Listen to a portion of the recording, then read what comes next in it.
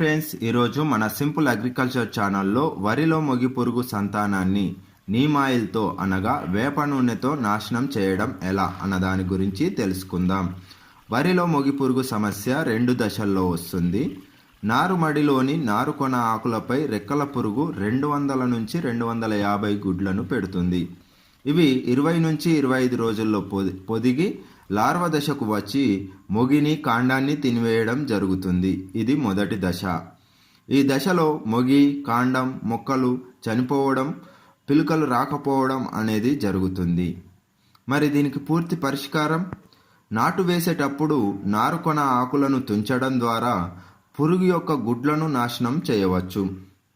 నాటు వేసి కొన్ని రోజుల తర్వాత మొదటి స్ప్రేలో నీమ్ ఆయిల్ అనగా వేప నూనెతో కలిపి వరిపై స్ప్రే చేసినట్లయితే మొదటిగా పురుగుల యొక్క గుడ్లు షేగుడ్లలాగా మారి అవి లార్వ దశకు పోకుండా గుడ్లు చనిపోవడం జరుగుతుంది.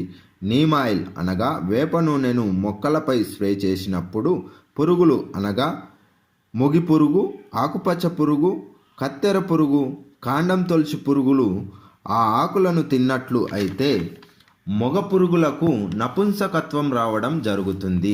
అనగా సంతాన ఉత్పత్తి శక్తిని కోల్పోవడం మరియు మొగ ఆడ పురుగుల యొక్క జీర్ణ వ్యవస్థని నాశనం చేయడం జరుగుతుంది. తద్వారా పంటలోని మొగి కాండం తొలిచే పురుగుల యొక్క సంతతిని నాశనం చేయవచ్చు. అదేవిధంగా శిలీంధ్రాలు తెగుళ్లను నిర్మూలించవచ్చు మరియు దోమ ఉధృతిని తగ్గించుకోవచ్చు. రైతన్నలు తెలుసుకోవాల్సినది, పురుగుల మందులు పురుగులను మాత్రమే చంపుతాయి కానీ పురుగుల సంతతికి కారణమైన గుడ్లను చంపవు. కాబట్టి నీమ్ ఆయిల్ అనగా వేప నూనెను పంటలపై వాడడం ఎంతో ఉత్తమం. దీన్ని వాడే విధానం, ఇది డోసేజ్ పీపీఎం రూపంలో ఉంటుంది కాబట్టి డబ్బాపై సూచించిన విధంగా వాడవలెను. ఈ మొగిపురుగు 2వ దశ గొల్క బయటకు వచ్చేటప్పుడు వస్తుంది కాబట్టి దాన్ని ఎలా నివారించుకోవాలన్న దాని గురించి నెక్స్ట్ వీడియోలో తెలుసుకుందాం.